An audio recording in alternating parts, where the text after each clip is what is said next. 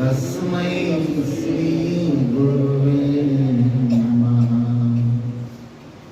श्री चैतन्य मनोभीष्टं स्थापितं येन भूतले स्वयं रूप कदा मह्यं ददाति स्वपदान्तिकम्। वन्देऽहं श्रीगुरो श्रीयुतपदकमलं श्रीगुरून् वैष्णवंश्च श्रीरूपं साग्रजातं सहगणरघुनाथान्वितं तं सजीवम् साद्वैतं सावधूतं परिजनसहितं श्रीकृष्ण चैतन्यदेवं श्रीराधा कृष्णपदा सहगणललिता श्रीविशाखान्वितांश्च। हे कृष्ण करुणा सिन्धो दीनबन्धो जगत्पते गोपेश गोपिकान्त राधाकान्त नमोस्तुते। तप्तकाञ्चन गौराङ्गी श्रीराधे वृन्दावनेश्वरी वृषभानुसुते देवी प्रणमामि हरिप्रिये। वाञ्छाकल्पतरुभ्यश्च कृपा सिन्धुभ्यैव च पतितानां पावनेभ्यो वैष्णवेभ्यो नमो नमः। जय श्री कृष्ण चैतन्य प्रभु नित्यानंद श्री अद्वैत गदाधर श्रीवासादि गौर भक्तवृंद। हरे कृष्णा कृष्णा कृष्णा हरे हरे हरे राम राम हरे हरे। श्रीमद् भागवतम स्कंद 7 अध्याय 3 श्लोक संख्या 35 होगा। श्लोक से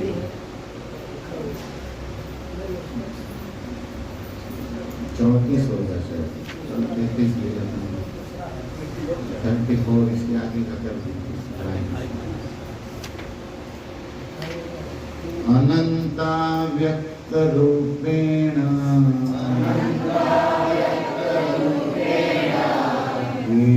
येनेदमखिलं ततं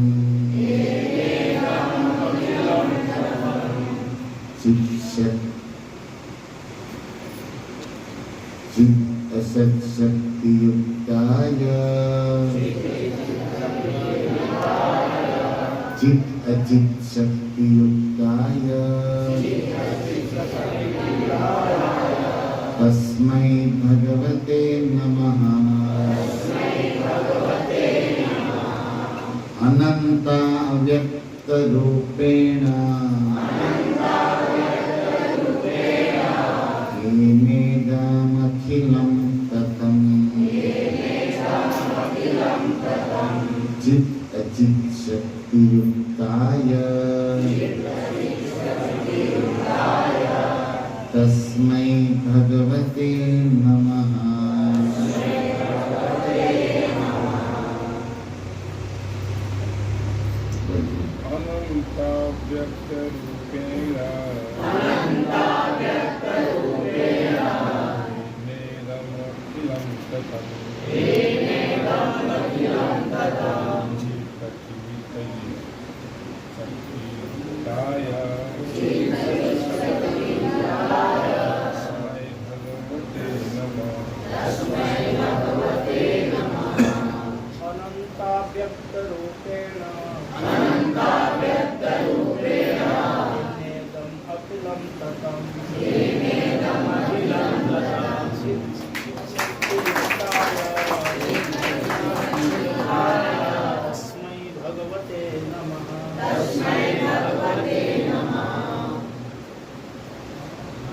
अनन्ताव्यक्तरूपेण तेनेदमखिलं ततं सिद्धिशक्तियुक्ताय तस्मै भगवते नमः।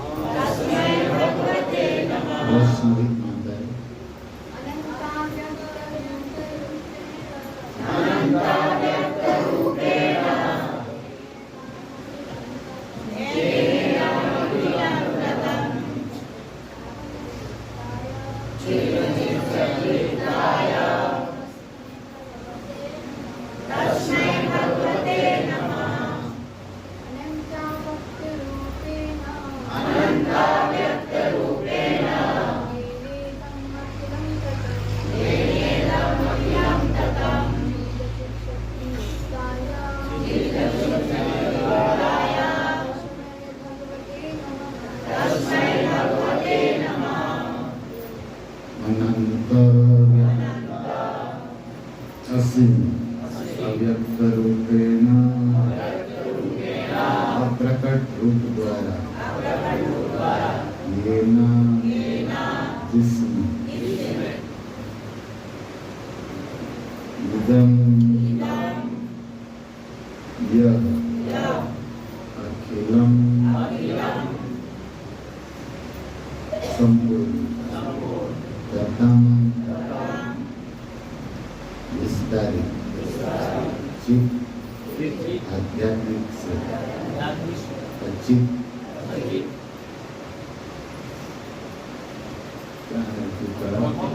भौतिक शक्ति युक्ताय से युक्त तस्मै उस भगवते पूर्ण पुरुषोत्तम भगवान नमः मैं सादर नमस्कार करता हूँ।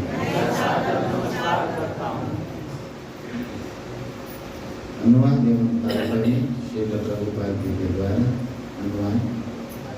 मैं उन परम पुरुष को नमस्कार करता हूँ जिन्होंने अपने अनंत अव्यक्त रूप को विराट जगत के रूप में ब्रह्मांड की समग्रता में विस्तार किया है। उनमें बहिरंगा तथा अंतरंगा शक्तियाँ और समस्त जीवों से समन्वित मिश्रित तटस्थ शक्ति पाई जाती है। श्री भगवान अनंत शक्तियों से युक्त है। परास्त शक्ति विविधेय स्वरूप जिनमें बहिरंगी अतरंगी तथा तटस्थ के रूप में संक्षेप में बताया गया। बहिरंगा शक्ति से ये भौतिक जगत प्रकट है, अतरंगा शक्ति से आध्यात्मिक जगत और तटस्थ शक्ति से सभी जीव प्रकट होते हैं। यह तटस्थ शक्ति अतरंगी तथा बहिरंगा शक्तियों का मिश्रण है। जीव परब्रह्म का अंश होने से वास्तव में अतरंगा शक्ति है, परंतु बहिरंगा शक्ति के संपर्क में होने के कारण वे भौतिक एवं आध्यात्मिक शक्तियों का मिश्रित रूप। पूर्ण पुरुषोत्तम भगवान भौतिक शक्ति से परे है तथा आध्यात्मिक लीलाओं में लीन रहते हैं। भौतिक शक्ति उनकी लीलाओं का बाह्य अभिव्यक्ति मात्र है।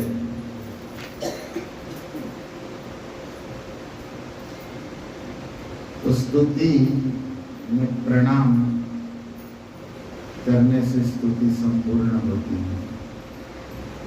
तो हिरण्यकशिपु के सामने हिरण्यगर्भ उपस्थित है। ब्रह्मा जी का एक नाम है हिरण्यगर्भ। आपने सुना कि हिरण्य एक सोने को, गोल्ड को कहते हैं। तो ये पूरा ब्रह्मांड ब्रह्मा के आधिपत्य में आता है और ऐसा वर्णन है कि जब इसकी उत्पत्ति हुई तो एक गोल्ड सोने के अंडे के रूप में महाविशाल ये ब्रह्मा है और उसके गर्भ में प्रकट हुए गर्भोदकशाही से, इसलिए ब्रह्मा को हिरण्य गर्भ कहते हैं। गर्भ माने किसी भी वस्तु का केंद्र, अंतर का भाग। जैसे स्त्रियों के उदर इसमें बच्चा जन्म, इसको गर्भ स्तुति जैसे भागवत में। गर्भ मतलब भीतरी सेंटर, मध्य का, और सेंटर ही नहीं, मध्य ही नहीं, मुख्य भाग। कभी कभी होता है कि कोई वस्तु सेंटर में हो लेकिन वो मुख्य ना हो, इम्पोर्टेंट ना हो, लेकिन एक तो भीतर का, मध्य का और ऊपर से सेंटर और महत्वपूर्ण भाग हो, उसे गर्भ कहा जाता है। या दूसरे शब्दों में जनयति, जो किसी वस्तु की सर्जन शक्ति रखता है, उसे गर्भ कहा जाता है। इसलिए माँ के उदर की थैली को गर्भ कहा जाता है क्योंकि उससे कोई जीव, कोई शरीर निर्माण हो रहा है, इसलिए गर्भ कहा गया।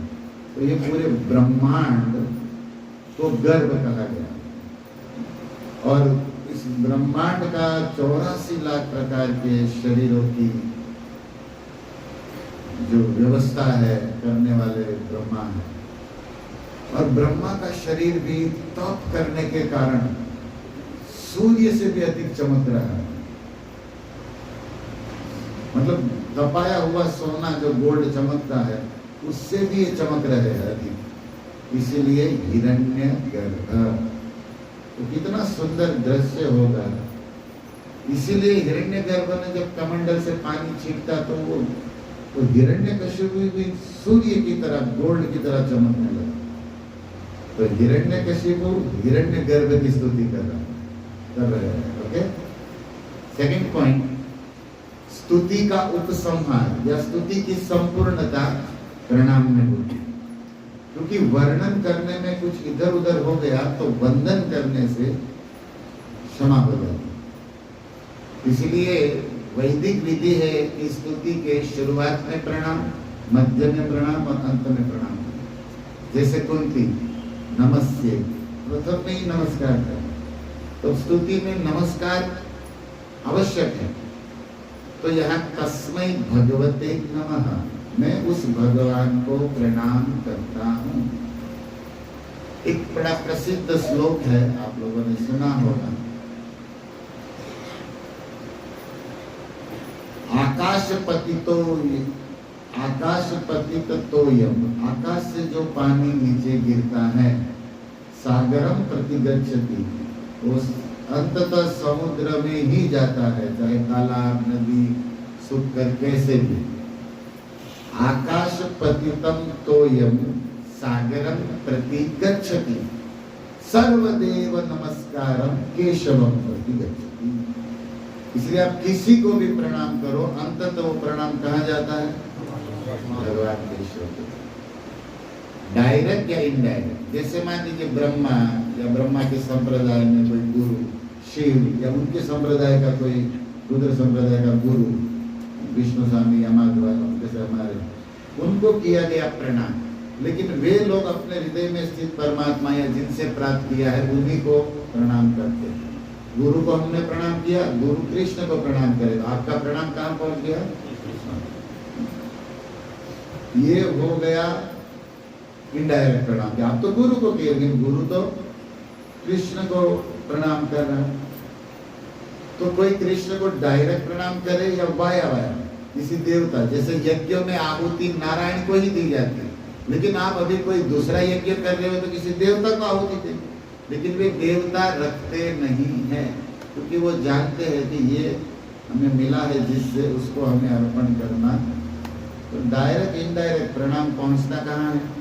तो सेम इसी तरह स्तुति भी किसी की भी की जाए डायरेक्टली, जैसे यहाँ ब्रह्मा जी की जा रही है, लेकिन वस्तुतः वो पहुंचती है भगवान, क्योंकि स्तुत्य और प्रणम्य केवल भगवान, और सारी शक्तियां बुद्धियां विशेषता सब उन्हीं से आई। तो कोई समझे या न समझे, दे या न दे, अधिकारी तो वही है, तो वहां पहुंच जाए। तो आप कहोगे तब तो क्या चिंता है, किसी को भी प्रणाम करो, पहुंच ही जाएगा भगवान को, क्या डायरेक्ट जगन्नाथ को प्रणाम करना, अच्छा भाव है। लेकिन भगवान गीता में कहते हैं यजंती देवता, जो लोग देवताओं की पूजा करते हैं, माम उपासक है, वो भी मेरी ही कर रहे हैं, लेकिन अविधि पूर्वकम, वो इनडायरेक्ट कर रहे हैं। अच्छा डायरेक्ट कर रहे हैं, पहुंचेगा मुझे ही, वो मूर्ख नहीं जानता, लेकिन देवता तो जानते हैं सत्य क्या है। और देवता जो भी देते हैं मेरा दिया हुआ ही देते हैं प्रसाद, लेकिन वो अविधि पूर्वकम है। मतलब भगवान खुले शब्दों में कह रहे कि वो मुझे इतना पसंद नहीं है। डायरेक्ट करने वाला ज्यादा लाभान्वित होगा। जैसे उदाहरण दिया जाए कि आप अन्न खाते हो और अन्न से आपका शरीर पोषित होता है, लेकिन शरीर में गड़बड़ी है जिसको आप रोग कहते हो, और आपका शरीर अनुकूल नहीं है, कफ पित्त वायु बैलेंस बिगड़ चुका है, तब डॉक्टर आपको ग्लूकोज या कोई शक्ति देगा, नस के द्वारा बोतल चढ़ा, क्योंकि ऐसे तो आप ग्राह्य कर नहीं पा रहे आपका उधर। अब जो शरीर में पोषक तत्व चाहिए और विटामिन सभी मिनरल्स जो भी, वो कैसे चढ़ाया जाएगा? दवाई के द्वारा बोतल से। मेन तो यही होता है कि चावल खा के प्रोटीन ले लेते हो, चना खा के, लेकिन उस लायक हम रहे नहीं ये शरीर, इसलिए इधर से दिया जाए। तो ये डायरेक्ट खाना विधि है, और ये क्या है? अविधि है। ये से जा रहा तो शायद कोई क्या जरूरत है बोतल चढ़ाई, क्या है जी रहे तो बेड पे क्या तब तक सोए रहोगे, अविधि है ना, ठीक नहीं है ना। हम लोग यही करते हैं।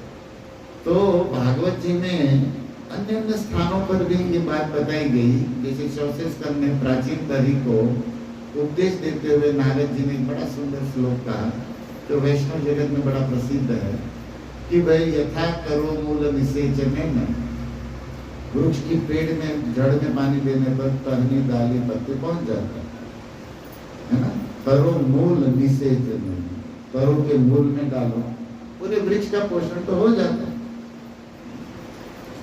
प्राणो प्रहारा यथेन्द्रियाणा, ये सारी इंद्रियां पेट से कनेक्ट है शरीर में, उधर में अन्न जाने से सारी इंद्रियों में एनर्जी आ जाती है। इसी तरह भगवान अच्युत कृष्ण की पूजा करने पर, उसकी स्तुति करने पर, उसको प्रणाम करने पर सब जगह पहुंचे, सब जगह पहुंचे।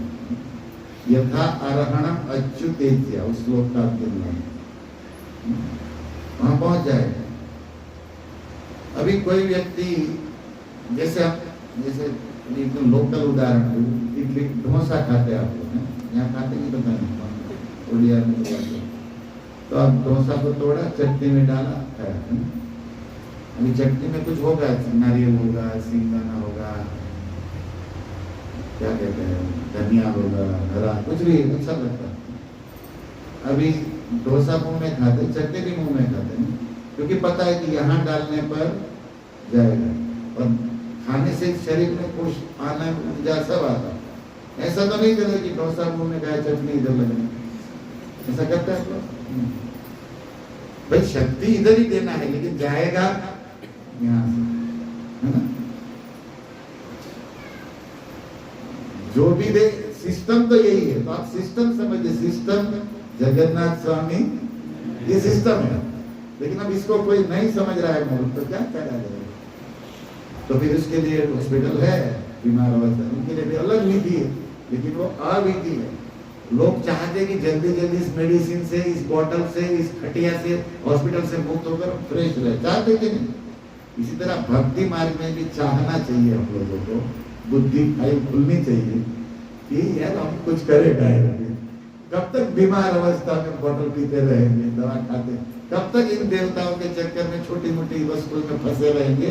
अरे भाई मुक्त होना है ना जन्म मृत्यु से, और ये गुणों के अधीन है, वो खुद मुक्त नहीं है, हमें कैसे मुक्त करेंगे? हरि ही निर्गुण साक्षात, भगवान विष्णु विशुद्ध सत्व में, उनका भजन पूजन शरण लेने पर हम विशुद्ध सत्व में जा सकते हैं। त्रिगुण्य विषया वेदा, वेदों में 3 गुण है, पूरा जगत त्रिगुणात्मक है। जगत के ये संभालने वाले लीडर्स जो भी, जिसको लोकपाल या देवता के, वो भी तीनों गुणों में है। तो भाई निर्गुण कौन है? इस गुणों से परे वो हरि है, भगवान है। इसलिए भगवान फिर उसी अध्याय में आगे बोले, 9वें अध्याय में, देवा यजंती देवा, देवताओं को भजने वाला देवलोक जाएगा, भूत को भजने वाला माम भजोगी, जो मेरा भजन करेगा वो मेरे। तो मतलब वो अविधि तो अट गई ना बीच में, तुम्हारा पहुंच गया, लेकिन वहां से फल पूरा पहुंचे नहीं पहुंचे पता नहीं, और कितने साल हो। इसलिए ये लोग कहते हैं कि जिसका भी भजन करो सभी एक जगह जाता है। अरे कहाँ एक जगह जाता है, बीच में अटक जाता है। भगवान कह रहे हैं कि मेरा भजन करने वाला मेरे पास आता है, और ये लोग क्या कहते हैं? जिसका भी भजन करो। लो, ये तो ऐसा हुआ कि भगवान जिसको भी मानो सब मंत्री, सब मंत्री, मंत्री तो कोई और है ना, सब मंत्री कहाँ है? ऐसे बोलने से थोड़ी हो जाता है, जो रियलिटी है वो है ना वास्तविकता। तो विवेक से सत्य पर पहुंचने का प्रयास करना चाहिए ना बुद्धिमान। तो हिरण्यकशिपु महाराज तप कर रहे हैं, जप कर रहे हैं, स्तुति कर रहे हैं, प्रणाम कर रहे हैं। बाह्य देखा जाए तो भक्ति के सारे हम कर रहे हैं। स्टेशन रॉन्ग है, गाड़ी भी पकड़ लेकिन उल्टी दी है, बाकी सब गाड़ी भाग भी रही है पटरी, लेकिन दिशा रॉन्ग है बस। तो सबसे पहले तो डेस्टिनेशन, दिशा और दशा दोनों ठीक करो तब देश ठीक होगा। हमारी दशा भी दुर्दशा है और दिशा भी रॉन्ग है, तो देश का तो यही हाल होने वाला। इसलिए सावधान। अच्छा एक विचार करें आज हमने यार कि प्रॉब्लम कहाँ है, क्योंकि मूल में प्रॉब्लम, सब जगह प्रॉब्लम। मूल अच्छा, सब जगह अच्छा। अगर डिस्कनेक्ट हो जाए ये रूट मूल, हरा भरा पेड़ 1 महीने में सूख के गिरने वाला है ना, लेकिन मूल बराबर है, पेड़ कनेक्ट, तब तो कोई चिंता नहीं। भले वर्षा होने दो या धूप होने दो, अंदर से अगर चल रहा है उस पेड़ को कुछ नहीं हो सकता। मूल ठीक करना पड़ेगा ना। तो ये प्रभु जी सब बढ़िया कर रहे हैं, स्तुति कर रहे हैं, प्रणाम कर रहे हैं, संस्कृत भी बढ़िया बोल रहे। देखो लोग तो संस्कृत में बोल रहे हैं ना हिरण्यकशिपु। सुखदेव जी तो हिरण्यकशिपु हुआ ऐसे लिखती है। हम भी कभी कभी सोचते हैं कि जब हिरण्यकशिपु ब्रह्मा जी की स्तुति कर रहे थे तो सुखदेव जी वहीं खड़े थे क्या, बाजू में सुन रहे थे कि ऐसे भी बोल रहे कि हिरण्यकशिपु ये तो, लेकिन तब सर्वभूत हृदय मुनिमा है, तो सबकी सब जानते हैं सुखदेव। सुखदेव सर्वज्ञ, वो वहां थे नहीं फिर भी उनको पता। वो वही जहाँ है वहीं समाधि में, जिस जगह जो कोई बोल रहा है सब उसे पता। क्या अवस्था है सुखदेव की। इसीलिए श्री शुद्ध हुआ सुखदेव गोस्वामी जी। रुक्मणी पत्र में क्या लिखी वो भी उसको पता है। लव लेटर, साधु है लेकिन लव लेटर में क्या लिखा जाता है he knows very well, वो जानते हैं, as it is लिखती है। तो सुखदेव की अवस्था भी एक विचारणीय हो जाती है इसमें। लेकिन प्रॉब्लम कहाँ है, मूल। तो एक विचार चिंतन हो रहा है अभी कि ये तप करने निकले हिरण्यकशिपु, डिसीजन लिए कि मैं तप करूंगा, ब्रह्मा को चॉइस कर लिए और तप भी बढ़िया किए और इष्ट प्रकट हो गया तो स्तुति भी बढ़िया कर रहे हैं। मूल में गड़बड़ है। किसको पूछ के तप की? किसकी सलाह से? कोई गुरु नहीं है इसका। हिरण्यकशिपु के कोई गुरु है जिसको पूछ के जाए कि गुरुदेव कृपा बिंदु दिया नहीं, वो तो अपने आप को ही गुरु समझ रहा है। आज संसार में यही तो देशा है, सब अपने आप को, इसको में भी धीरे धीरे आ रहा है लोग, सब अपने आप को क्या समझ रहे हैं? गुरु। और पूछते भैया आप तो दास है, आप तो शिष्य। अरे महाप्रभु बोला हमारा आज्ञा गुरु वही है। गुरु बोलने को बोला, शिष्य बोलने को तो बोला ही नहीं, सब गुरु है। अरे भाई जो अच्छा शिष्य होता वो गुरु बनता ना, नहीं हम डायरेक्ट गुरु। हम क्या है? हम जन्म से ही गुरु है। और भारत का और बिहार का व्यक्ति तो यही मानता है कि हम जन्म से ही गुरु।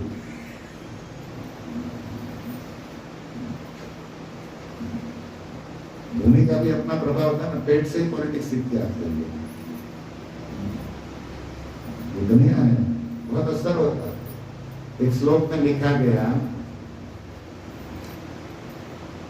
अनायका विनश्यन्ति, जिसका कोई गुरु नहीं ना उसका विनाश होता।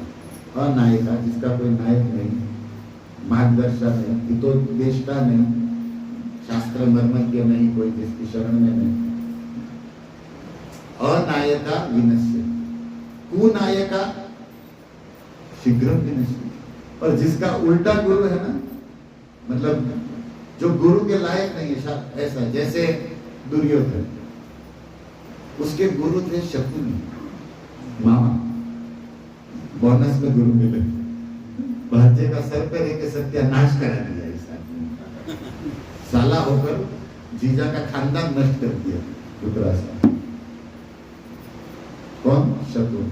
अब उसके पास विदुर जैसे, भीष्म जैसे महा विद्वान व्यक्ति, लेकिन ये सलाह किसके लेता था? मामा। इसका तो अच्छा है, विदुर जैसे नीतिकार, महाभक्त, भीष्म जैसे, लेकिन इनकी मानता ही नहीं, सुनता ही नहीं, पूछता ही नहीं।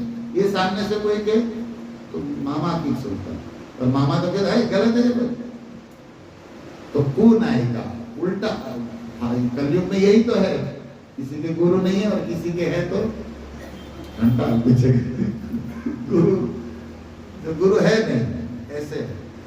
और एक सुनिए, बढ़िया देखिए श्लोक क्या बातें करता है। अनायिका विनश्यति, कुनायिका शीघ्र विनश्यति। क्योंकि चलो मेरे गुरु नहीं, लेकिन उल्टे गुरु मिल गए ना, तो जब सीधा मिले उसका भी चाक गया, उसको मैं मानूंगा नहीं। विदुर भीष्म होते हुए भी ये मानता नहीं था, क्योंकि ये इसको मान चुका था। तो कई लोग है ना, हमारे तो गुरु हो गए, अभी गुरु मान सकता है, वो कुछ काम के नहीं ना, लेकिन वो कहते नहीं हमारे तो हो गए। और हमारे तो इतने अच्छे गुरु जी है कि मिलते ही नहीं, कुछ कहते ही नहीं है। पर हमको ही हमारा साथ देते, बेटा आज से तू गुरु एवं परंपरा प्राप्त हो गया है। तो कौन आएगा? वो तो जल्दी मरेगा, विनाश को प्राप्त करेगा। अनायका बोलिए विनश्यति, कुनायका शीघ्र विनश्यति, बहुनायका। अभी तीसरे टाइप का श्लोक का तीसरा चरण। कुछ लोगों के बहुत गुरु है, इसकी भी सुनता है, उसकी भी सुनता है। गंगा गए गंगादास, जमुना गए जमुनादास, इस्कॉन में आए प्रसाद दास, बाहर पानी पूरी दास,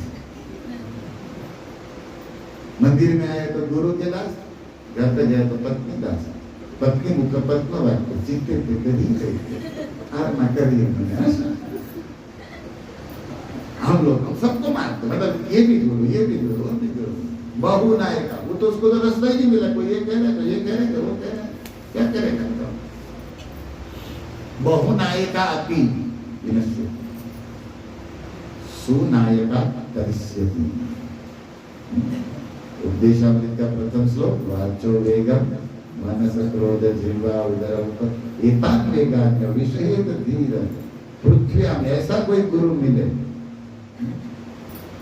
कृष्ण तत्व जानने वाला, साधु शास्त्र अनुसार आचरण करने वाला और कृष्ण का भक्त, ऐसा गुरु मिला तरिष्यति, ये तो लोभी गुरु लालची चेला दोनों नरक में चला। और आज जैसे सब्जी मंडी लगता है, ऐसे गुरुओं की मंडी लगती है, हमसे भिक्षा लो, हमसे लो, हमसे लो। ये कोई धनिया खरीदना है क्या मेरी चीज, तुमसे ले, इससे लो। और शिष्य लोग भी गुरु में क्या देखते हैं? जो कितना हमें फ्री करे, ये ना कहे कि जो भी खाना पीना खाओ, ये अच्छे गुरु है। वो गुरु तो कहता है चाय मत पियो, हमारे गुरु जी कहते तो जो पीना है पियो। जैसे हम मार्केट में जाके तो जहाँ सस्ता मिलता है उसको अच्छा मानते हैं ना दुकानदार, कि अरे ये तो 2 रुपए में दे रहा है और मिर्ची तो फ्री दे रहा है करने। अरे भाई गोल्ड गोल्ड है, मिर्ची मिर्ची है, फर्क तो है ना। तो आज लोगों को रास्ते का माल सस्ते में चाहिए, तो जो कोई कुछ नहीं बोलता, जो करना है करो, बस गुरु पूर्णिमा के दिन दंडोत मार के 150 रख दो, जा बेटा तेरा कल्याण होता है। तो लोग पसंद करते ना, मूर्खों का समाज कलयुग में मंदबुद्धि है। तस्मात् गुरु प्रपद्येत, भागवतम कहता है, भगवान कृष्ण उत्तर से उस गुरु की शरण में जाना चाहिए जो शब्द परिचय निष्णांत, जो शब्द ब्रह्म में निष्णांत, वेद को जानता हो, वेद का अनुभव किया हो, केवल तोते की तरह रटने वाला भी नहीं चाहिए, जिसने साक्षात्कार किया हो, ऐसा गुरु तुम्हें साक्षात्कार करा सकता है। अंधे रथा अंधे रुकनीय माना, अंधे के पीछे अंधे चलने से क्या होगा।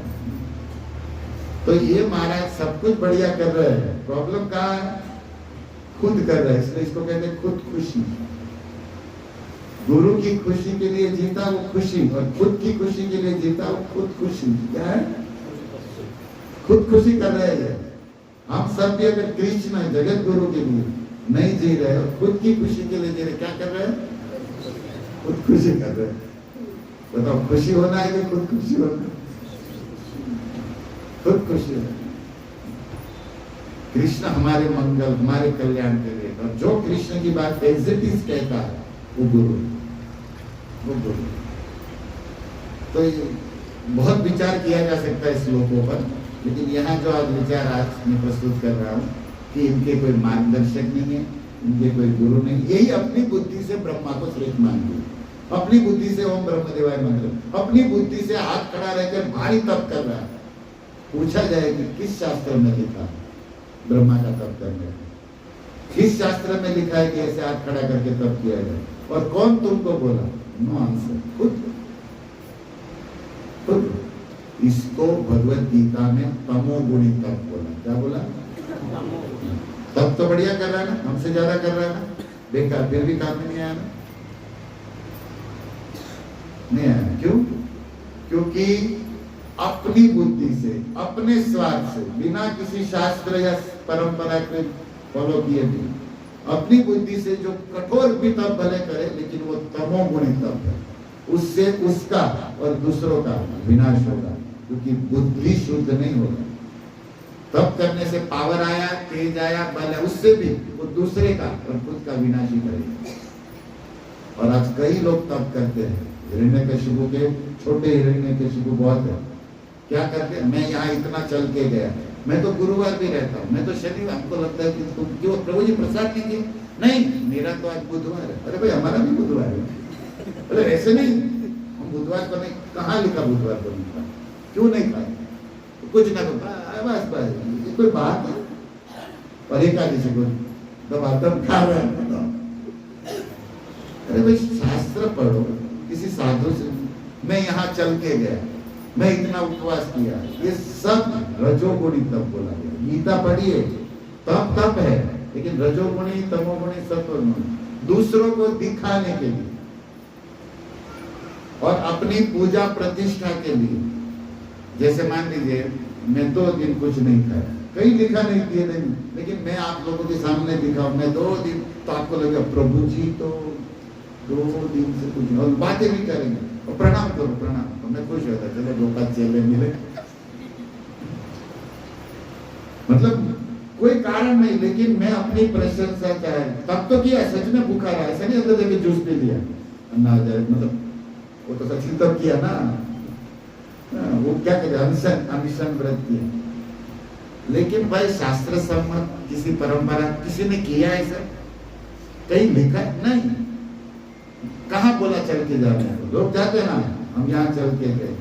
अरे अच्छा, इससे अच्छा तो वृंदावन में रहकर गोवर्धन घूम लो यार, रोड पे खाली फोकट सबको परेशान कर रहे हो, ट्रैफिक जाम कर रहे हो, उससे अच्छा एक दिन में पहुंचकर वृंदावन में 10 दिन निकालो। नहीं, क्योंकि ये लोग जा रहे हैं ना, हम जा रहे हैं। कुछ लोग कहते हैं मैं तो दंडवत करके उल्टा चलते हुए गया, तो क्या हो गया? ये सब हठ योग बोला गया। कई साधु है खुले बैठे रहते हैं गर्मी में, वो सुना है ना आप लोग ने। अभिमान बढ़ता है, दूसरों की सस्ती प्रशंसा प्राप्त। हम बहुत लोगों को इससे मुक्त होना चाहिए। कभी कभी हम लोग भी कहते हैं मेरा तो 25 गिरिराज हो गया। अच्छा, मैं तो 25, ये मेरी 26वीं भागवत कथा है। हमको कोई पूछता नहीं कि मैं तो 10 भागवत कथा सुना, तो मैं कहता हूँ तो धुमधुकारी से भी बड़ा भूत है। वो तो एक कथा सुन के मुक्त हुआ, तो अभी भी भटक रहा है। 25 सुन के भी भटक रहा है इधर। और आपने भागवत कथा सुना, बोलने आपका चरित्र बताएगा, आपकी वाणी, आपका व्यवहार बताएगा आपने क्या सुना। खाली रिकॉर्ड दिया, इनने इतना सुना, सुधार हुआ कुछ? हमारी एकादशी सिंगदाना साबूदाना में अटकी हुई है बेचारी, रो रही कि एकादशी का फल क्या है? क्या उपवास करना, भूखे रहना या बताना, यही है? नहीं, ये स्मार्ट एकादशी, हम वैष्णव एकादशी करते हैं, भगवान की प्रसन्नता के और भगवत भक्ति बढ़े। जब भी गुरु से मिलो ना, तो अपना दोष बताना चाहिए। अब पढ़िए, परीक्षित महाराज के सामने सुखदेव आए, ओके, इन्होंने क्या कहा? 7 दिन में मरने वाला, क्या करना चाहिए? मेरी मानस से किन कर्तव्य? तो चर्चा हुई होगी ना, क्या हुआ 7 दिन में? पता ही था सबको, लेकिन परीक्षित एक्सेप्ट कर रहे कि मैं गलत काम किया। एक साधु के गले में सर्प, और वो श्राप दिया। मैं 7 दिन में अपना बता रहे ना, ये तो नहीं बताया कि मैं इतना भंडारा किया, मैं इतने, परीक्षित बहुत कुछ किया है जीवन में, एक भी नहीं। क्या बताया? नहीं, गलत। आप और हम जब गुरु जी को मिलते हैं क्या करते हैं?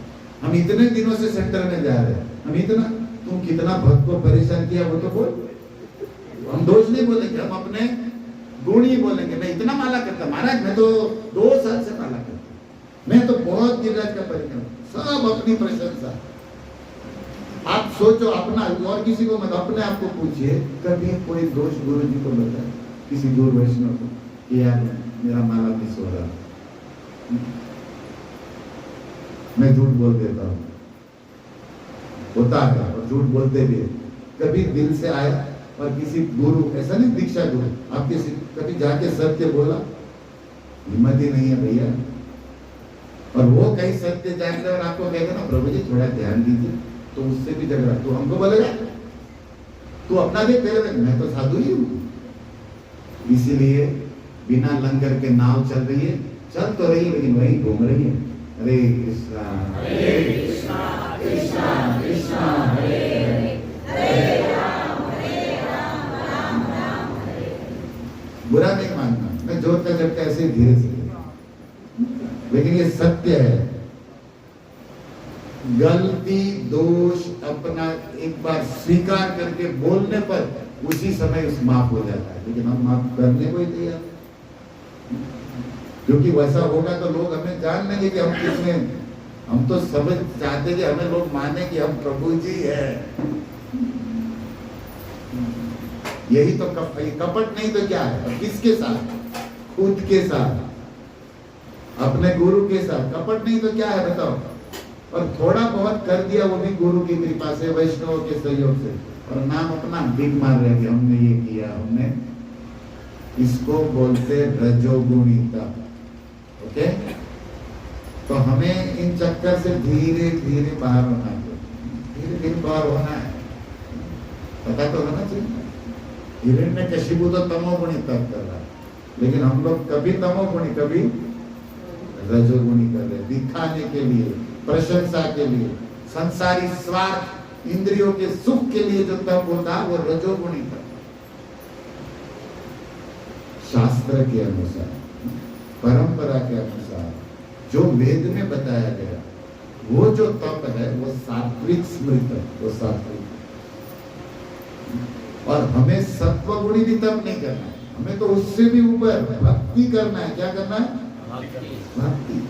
और भक्ति का एक ही कानून है, भगवान की आज्ञा। भगवान, क्योंकि वेद में तो बहुत सारे ऋषियों ने, बहुत सारे देवताओं ने बहुत कुछ बोला, जबकि सत्व गुणी है, लेकिन आत्मा के लिए उतना लाभकारी है, क्योंकि आत्मा तो केवल कृष्ण का है, किसी ऋषि पिछी का नहीं। ओके, किसी देवी देवता, आत्मा किसका? परमात्मा का। हमें उसको प्रसन्न करने के अलावा हमारा कोई धर्म नहीं। और सब भी है, लेकिन वही साइड है, मेन ये है। उसको कहते हैं विशुद्धता, जिसको कहते हैं भक्ति, भगवान की आज्ञा, उनकी प्रसन्नता, उसका बेड़ा पार होता प्रभु। तो इस प्रसंग से हम ये शिक्षा लेते कि ये नहीं करना, दो टाइम इसलिए घुमा दे, ये करना। लेकिन हिरण्यकशिपु, भले हिरण्यकशिपु जितना 36,000 33,000 वर्ष तक नहीं करेंगे। जैसे इसका उल्टा उदाहरण पकड़े, ध्रुव महाराज। ध्रुव महाराज भी तब किया, लेकिन गुरु नारद की आज्ञा से किया। मंत्र कौन दिया? नारद। स्थान बताया, कहाँ जाओ? वृंदावन। ये भी किसी प्रभु जी से मिलता तो बोलते कि जा भाई, वृंदावन नहीं गया तो मथुरा कोशी तक तो जा। लेकिन ये तो पूछे ही नहीं, ये तो इससे भी आगे मंदिर पर चले गए, लेकिन फिर भी घूम रहे हैं। अच्छा है, निकट में ही काम बन जाता है, कोई साधु से मिलते। लेकिन अहंकार मिलने नहीं देता ना, हम भी किसी की शरण नहीं ले रहे। क्यों? कोई लोग कहते हमें कोई गुरु नहीं, अहंकार बोलता है। जगत गुरु कृष्ण, जिनसे वेद निकला, वो सांदीपनि को गुरु मान रहे हैं, और तो उससे भी बड़ा है। सच में हमें ज्ञान है, हम भगवान के गुरु की जरूरत, लेकिन वेद की मर्यादा और भगवान की आज्ञा का पालन करने के लिए। वो भगवान कहते हैं मैं गुरु के द्वारा तुम्हें उठे, इस बात को आदर करते हुए, जरूरत न होते हुए भी गुरु स्वीकार करना होता है। तो ये आपका समर्पण माना जाता है, और नहीं करना अहंकार। और यही भक्त की परीक्षा है। कई भक्त आपसे उपदेश देते रहेंगे, आपको उससे ज्यादा पता है, आप उससे भी अच्छा कहते, फिर भी सुनना है। और आपको जो बोल तो भगवान की बात रहा है ना, तो उसको मानना, जानना, स्वीकार करना, ये भाव आपको भगवान को पसंद करा देगा। ये भावना, यही तो कृष्ण भावना। तो मैं आशा करता हूँ आज समझ रहे होंगे कि हमें वो मिस्टेक करना, हमें ना रजोगुणी तप करना, ना तमोगुणी, हमें भक्ति करना। और भक्ति जैसे ध्रुव किया, कितना महीने में भगवान मिला ध्रुव को? 6 महीने। ये कितने साल किया? तो कौन सा? अच्छा, 6 महीने वाला किया। शॉर्टकट ये है कि, और फल देखिए, अभी फल देखिए, ये 36,000 वर्ष राज करेगा प्रभु जी। ब्रह्मा गए, इसने राज चालू किया, मतलब पाठक को तो अहंकार था ही था, परेशानी चालू किया। देवता लोग प्रार्थना किया, भगवान नरसिंह आके फाड़ दिया। लीला की स्थिति यह है कि 36 नहीं 33,000 वर्ष तप करने के बाद 3-4 साल, 5 साल का प्रहलाद हुआ, और उसके पहले 2 साल नाटक किया। 7 साल में सप्ताह खत्म। 33,000 वर्ष का तप 7 साल में ये फट गया, मर गया, राज भी गया, सब गया। और ध्रुव के विषय में सुनिए, वो 6 महीना तप किया। भगवान विष्णु मधुबन में आए, भागवत ने लिखा 4 स्कंद के 10वें अध्याय में, श्री भगवान बोला, भगवान वरदान दिए ध्रुव को। बोला आपको क्या चाहिए? ध्रुव ने कहा कांच के लिए तप किया, हीरा मिल गया, कुछ नहीं चाहिए। भगवान ने कहा तुझे नहीं चाहिए, लेकिन मुझे चाहिए कि तुझे दूं। अरे प्रभु कुछ नहीं चाहिए, आप मिले, आप क्या चाहिए बताओ? मैं तो छोटे से राज के लिए, वैकुंठ का राजा मेरे सामने खड़ा है, हमें कुछ नहीं चाहिए। भगवान ने कहा मांग ले, मेरी इज्जत रख, नहीं तो ये बिहार वाले बोलेंगे कि बच्चे का ब्रेन वॉश कर दिया, 6 महीना भूखा मारा, बाद में कुछ चॉकलेट नहीं दिया, तो मेरी इज्जत रख और मांग। देखिए भगवान कह रहे मांगो, ध्रुव कह रहे कुछ नहीं चाहिए। हमको भगवान कुछ नहीं कहते मांगो, लेकिन हम रोज लिस्ट देते हैं, ये देते वो देते। और इधर सामने से ऑफर आ रहा है, मांग क्या चाहिए? ध्रुव बोल ही नहीं रहे, कुछ नहीं चाहिए। बहुत बोला तो ध्रुव ने कहा कि आपके भक्तों के संग में भागवत कथा मांगा। अरे वो तो है ही है, कुछ तू तो राज्य के लिए तब कर रहा था। बोले वो सब रात गई, बात गई, अपने इसको में बैठ, अपने चाहिए न धनम न जनम, चेतन महाप्रभु का आवेश आ गया, सुनते कुछ नहीं चाहिए। भगवान ने कहा कि ये मांगेगा नहीं, लेकिन मेरी शान इज्जत रखनी। भगवान ने कहा मैं तुम्हें वरदान देता हूं, नहीं चाहिए इसको, फिर भी दे रहे सामने से, तुम 36,000 वर्ष तक इस पृथ्वी का एकमात्र सम्राट, इस ब्रह्मांड का राजा बनोगे। मनु महाराज थे ना, ये वाले नहीं जो कल माइक में बोल रहे, वो तो मनु महाराज दास है। क्या है मनु महाराज के, क्या है? और ये जो ओरिजिनल मनु महाराज थे ना, ध्रुव के दादा, मतलब उत्तानपाद के पिता, वो पूरे पृथ्वी के राजा थे, और जब तक जिए तब तक राजा थे। इलेक्शन की तरह नहीं कि 5 साल में कोई टांग खींचेगा तो उतार देगा, नहीं। और वो राज उत्तानपाद को मिला था वारस में, और उसके लिए तब किया था ये। भगवान ने कहा 36,000 वर्ष तक पृथ्वी के राजा बनोगे। 6 महीने का फल कितना? 36,000 वर्ष का रहा है, और इसका 33,000 वर्ष का फल कितना? 7 साल में सरकार खत्म। किसका करना चाहिए भजन? ब्रह्मा जी का या परम ब्रह्म का? आपके सामने है दोनों। अच्छा, ध्रुव को नहीं चाहिए, तो ध्रुव तो देख रहे कि क्या दे रहे हैं मेरे को। बोले 36,000 वाले यहाँ राज करो, उसके बाद वैकुंठ का ही एक पार्ट, वैकुंठ जैसा ही दिव्य चिन्मय पवित्र धाम मैं ध्रुव लोग तुम्हें देता हूँ, वहां राज करना। यहाँ भी राज, वहां भी राज, यहाँ भी लड्डू मोतीचूर का, वहां चूर मर, दोनों आदमी। यहाँ भी राज, अब इसको चाहिए नहीं, फिर भी दे रहे हैं। ध्रुव तो सुन ही रहे। तब भगवान ने कहा अव्यहत इंद्रियम बलम, तुम 36,000 वर्ष राज करोगे बेटा पृथ्वी पर, और बाद में ध्रुव लोक में आओगे, और जिसकी परिक्रमा सप्तर्षि करेंगे, और उस लोक में कभी विनाश नहीं होगा। लेकिन यहाँ तुम जो 36,000 वर्ष रहोगे, अव्यहत इंद्रियम बलम, तुम्हारी जो इंद्रिया है उसका बल कभी नहीं घटेगा।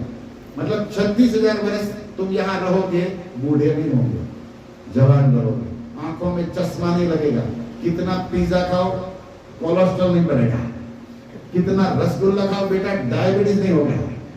मतलब तुम्हें कोई रोग नहीं होगा, बाल सफेद नहीं होगा, टाल तो बिल्कुल नहीं होगा, क्रिकेट का स्पीच कभी नहीं। ये सब ये मैं समझा, ये अर्थ होता है इंद्र कोई, जैसे आंखों की इंद्रियों की शक्ति कोई नहीं कर, नहीं तो 36 राज करे बूढ़ा हो जाए, व्यक्ति परेशान हो जाएगा। लेकिन जब तक जीवोगे जवान रहोगे, कोई रोग नहीं, कोई इंद्रियों की शक्ति नहीं घटेगी, और 36 वर्ष एक छत्र सम्राट रहोगे। तो ध्रुव को चाहिए नहीं, और भगवान दिए जाएगा। बताओ किसका भजन करना चाहिए? ऐसे करुणा सिंधु, ऐसे उदार शिरोमणि का करना चाहिए कि नहीं? और इस जन्म का भी फिक्स कर दिया। अब ध्रुव को तो एक ही चाहिए, प्रभु आप मिले हो, सब ठीक है। और बात तो सही है, हमें भी बुद्धि लगाना है। आओ चलो कर ले बंटवारा, दुनिया तुम्हारी दामोदर तुम्हारी। ये होना है, जगत तुम्हारा जगन्नाथ हो गया काम। अगर जगन्नाथ हमारे, तो जगत भी हमारे बाप का ही हो गया ना।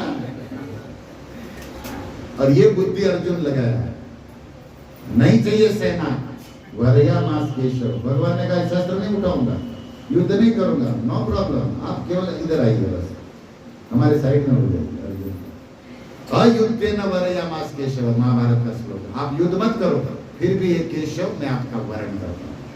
भगवान ने कहा पीके है क्या, सटिएगा। और युधिष्ठिर तुम पे विश्वास करके नारायणी सेना 56 करोड़ यादव, विश्व विजय देवता भी जिसे परास्त नहीं कर सकते, वो नारायणी सेना है, और उसको लेने आया और मुझ निहत्थे को मांग रहा था। उधर जाके चिल्लाएंगे युधिष्ठिर तुमको, भरोसा करके तुमको भेजा।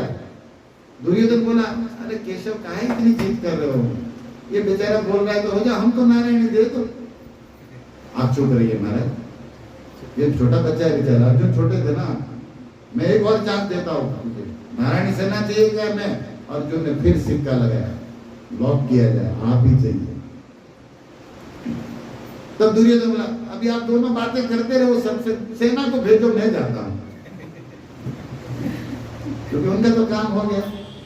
अब जैसे ही सेना लेके दुर्योधन गए ना, तो भगवान ने कहा, हमारे संतों ने बड़ी सुंदर भाव व्याख्या की कि अर्जुन मूर्खता कर दिया तो मुझको लेके क्या करूंगा? 18 दिन प्रसाद खिलाना पड़ेगा दिन तक। मैं धनुष तो लूंगा नहीं, चक्र विजय कुछ नहीं करूंगा। बस मेरा भी तुम्हें मुझे ले जा रहे हो तो मुझे खिलाना पिलाना, मेरा टाइम मिलेगा तुम्हारा।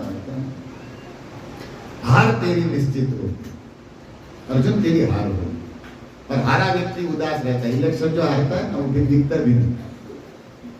हार तो किसी को पसंद नहीं ना, ये वाला हार पसंद है, हम दोनों नहीं पसंद है, लेकिन दूसरों को हार नहीं, वो वाला हार पसंद नहीं, राइट। लेकिन ये हार भी मिलता है, जो जीतता है उसको हार मिलती है, हार मिलता है। ओके। लक्ष्मण जी ने कहा सीता स्वयंवर में हार के विषय, जिसको तुम माला कहते उसको हम कहते हैं हार। राम जी तुम हमारे सीता जी से हारे हो, इसलिए कहना जा रहा है। बोलो सिया मैया की। तो मिथिलावासी है ना भाई, सिया जी का ही पक्ष वही है। तो ऐसे ही वो वहां पर आनंद की चर्चा है, लेकिन हार पसंद नहीं। भगवान कह रहे हार तेरी निश्चित होगी, हरदम तू रहेगा उदास। क्यों?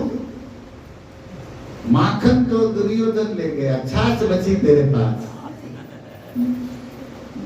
उसे ना ले गया। अर्जुन ने कहा नो प्रॉब्लम, जीत मेरी निश्चित होगी। कृष्णदास कभी नहीं होता उदास। माखन लेकर क्या करूं? माखन चोर है मेरे पास। तो भले ले गया, तुम है ना, माखन चोर है मेरे पास। जय जय श्री राधा रमण, जय जय नवल किशोर, जय गोपी चित्त चोर प्रभु, जय जय माखन। रसखान ने लिखा है का कोई बिगाड़ सके चोर लबार, माखन चाखन हार है राखन हार। माखन चखने वाला हमारे साथ, कोई क्या बिगाड़ सकता हमारा है। तो अर्जुन ने कहा ले जाने दो माखन को, लेकिन चोर हमारे को संभाल लेगा। अर्जुन ने कहा आप मेरे पास चाहते, ये है निर्णय। जगन्नाथ हमारे बाजी जीत गए। ऐसा नहीं कि महाभारत में अर्जुन खड़े रहे तब जीते, महाभारत के पहले ही महाभारत जीता गया अर्जुन के द्वारा। उसने एक निर्णय लिया कि कृष्ण मेरे, उसी समय महाभारत जीत चुके हैं। अब केवल बस सीन पिक्चर बाकी है, प्लान पहले से स्क्रिप्ट फिक्स हो चुका है। ऐसे आपके हमारे जीवन का एक निर्णय हमारा भविष्य बना देता है कि कृष्ण हमारे हो गई बात, अब उनके हवाले, अब वो देख लेगा। आपका काम है शरण लेना, तो अपना काम करे, राधा रानी अपना काम करेगी, हमें हमारा काम करना ना। तो इन सब बातों को धीरे धीरे समझना चाहिए। ध्रुव महाराज को कुछ नहीं चाहिए, फिर भी भगवान जी। तो वो तो बड़ा लंबा प्रसंग है, लेकिन मैं तारतम्य बता रहा हूँ। ध्रुव प्रहलाद कि ये 33,700 साल में गई सरकार, नाम भी यश भी गया, है ना। आज कितने बच्चों के नाम ध्रुव है?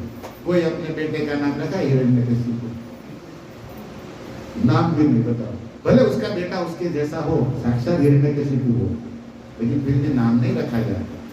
पूरे गांव को परेशान करने वाला हो सकता है कैरेक्टर, लेकिन नाम नहीं रखते ना, बदनाम है। तो नाम भी बदनाम, देवता भी परेशान, यश भी नहीं मिला और खत्म, मारा गया। और इधर राज मिला, वैकुंठ मिला, यश मिला, नाम मिला और कृष्ण मिला। क्या बाकी है बताओ? क्यों? क्योंकि वो शुद्ध भक्ति किया, गुरु आदेश। तो हमें रजोगुणी तमोगुणी तप नहीं करना, हमें भक्ति करना है। और वो भी शास्त्र गुरु निर्देश। थोड़ा भी करोगे ना, बड़ा काम होने वाला।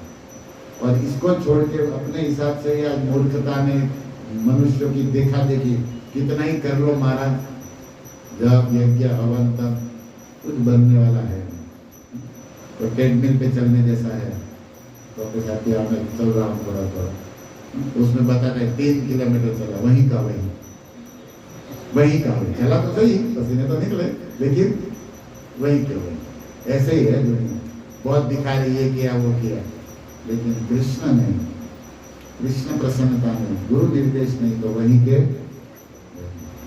ट्रेडमिल नहीं था तो गाँव में हम लोग पहले तो साइकिल होती थी ना स्टैंड वाली, उस पे चढ़ के घुमा दो, इतना पसीना निकला साइकिल, वो भी स्टैंड तो उतार तो आगे जाएगी ना, पीछे का स्टैंड लगा हुआ है, टायर घूम रहा है, ऐसे होती थी ना पहले साइकिल। तो यही हाल है हम लोग का।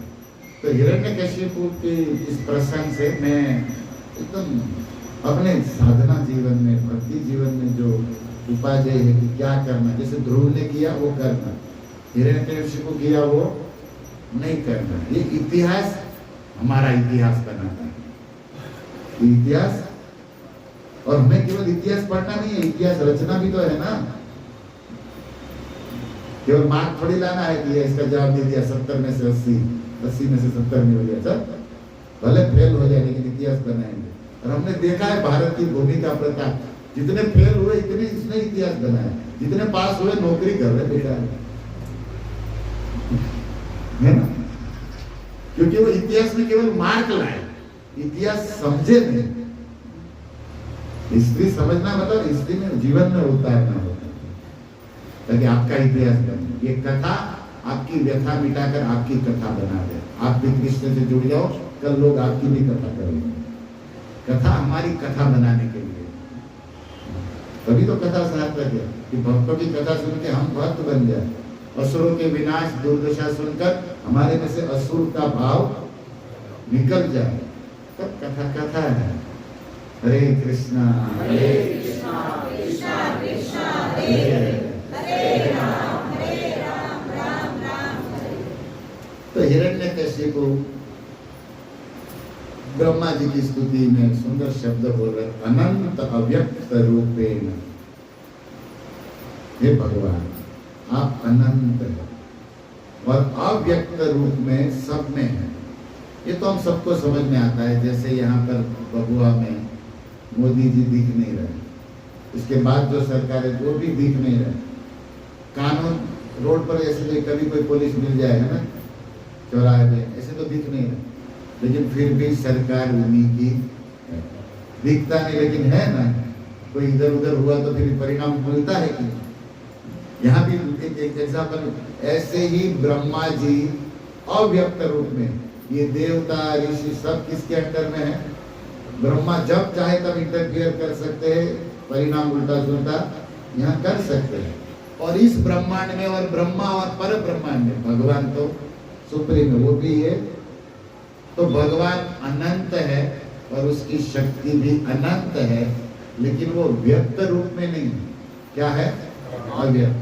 लेकिन जो है अव्यक्त में वो व्यक्त भी हो सकती है। अगर है तो व्यक्त हो सकती, ना हो तब तो नहीं होगा। लेकिन है तो है वो, अभी जैसे हम यहाँ है तो भले ना आए वो 8-7 बजे तक, लेकिन है तो व्यक्त हो सकते हैं। व्यक्ति व्यक्त है, व्यक्ति हो तो व्यक्त होगा, ना हो तो नहीं हो सकता। मिस्टर इंडिया दिखाई ना दे तो ब्रह्मा है, ब्रह्मा से परे परम ब्रह्म परम पिता कृष्ण है, तो अव्यक्त है, लेकिन वो व्यक्त होते हैं राम बन के, कृष्ण संभवामी। लेकिन कुछ मूर्ख ये नहीं जानते हो, कहते वो तो है ही नहीं, उनको दिखता। जैसे यहाँ कोई कहे कुछ नहीं है, मोदी बोले कुछ नहीं है सरकार, जो चाहे करूंगा, कर बेटा, पता चले 8 दिन में तेरा क्या होगा, होगी ना जेल, जब हाथ में आएगा केस। तो ऐसे ही यहाँ भी चल रहा है। लेकिन हिरण्यकशिपु तो यही माना कि ब्रह्मा जी आप अनंत है, मतलब आपका जीवन अनंत है। ब्रह्मा बहुत लॉन्ग होते, शक्ति भी अनंत है, आपकी आयु भी अनंत है। एक तरीके से देखा जाए कि ब्रह्मा की शक्ति तो लिमिटेड है, ब्रह्मा का तो अंत है प्रलय के समय, ओके। लेकिन वेद की विधि यह है, लोक व्यवहार भी यही है कि बहुत लंबा जीता है तो उसको बोला जाता है कि लॉन्ग बहुत अनंत है। ऐसा तो कहते ना हजारों भक्त आए, अरे 100 ही आए, लेकिन क्या बोलते भक्त?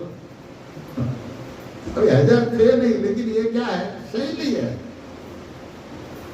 समझे? बहुत अनलिमिटेड ज्यादा हो तो वो अनलिमिटेड ही माना जाता है, असीम ही माना, भले उनकी सीमा है। जैसे हम बात करें, क्योंकि हमारी समझ गिनती के परे होना, तो अनंत शब्द डाल दिया गया था। जैसे आप क्या कहोगे? समुद्र में अनंत पानी, समुद्र असीम है, बात सही है, लेकिन गलत भी है, गलत भी है। समुद्र की भी सीमा है ना, सीमा है, लेकिन हम क्या कहते हैं? आप हम गिन नहीं सकते पानी, और ना तो उसका कोई स्टोर कर सकते हैं। इसलिए हमारे लिए असीम और अनंत हो सकता है, लेकिन ऐसे तो 7 समुद्र है इस ब्रह्मांड में। भागवत पढ़ेंगे तो सबसे छोटा समुद्र पानी का है, बताओ, खारे पानी का, जो हमारे भाग में है। जबकि एक दूध का समुद्र है जो इनसे डबल है। हमको तो यहाँ भैंसिया का नहीं मिल रहा है, वो भी पानी मांग, और उधर पूरा दूध का समुद्र कितना है, इससे दुगना, और इससे दुगना 3 गुना है गन्ने के जूस का। आपको बढ़िया फेंक रहे हैं, आप सुबह सुबह भी फेंकते हैं इसको, वाले कथा गोला मारो, हम नहीं मारे, सुखदेव जी मारे। और सुखदेव भरी सभा में व्यास अत्रि के सामने असत नहीं बोले। और एक काम का समुद्र है कुछ लोगों का, दारू का, शराब का भी समुद्र। आप तो बात करे, तब तो ये बेचारे छोटी छोटी बोतल पीते, क्या है इसका इतना भाई, भगवान ने सबके लिए इंतजाम किया। घी का भी समुद्र है। अब 7 समुद्र है इस तरह के। ये जो 2 5 बजा पढ़िए भागवत में 7 5 इसका, और ये सब डबल, सबसे छोटा ये वाला, और खारे पानी का जो हमारे भाग में है, और वो हमको असीम लग रहा है, तो वो कितना होगा। और ये सब एक ब्रह्मांड है, ये सब किसके अंदर है, और ऐसे तो करोड़ों ब्रह्मांड है। आप कहोगे बस एकादशी पारण हो गया, कुछ प्रसाद मिलेगा, ये समझ में आने वाला, इसमें माथा पीटना भी नहीं चाहिए। अच्छा है महाप्रसाद खाओ, महामंत्र जपो। तो भाई चींटी ये कैसे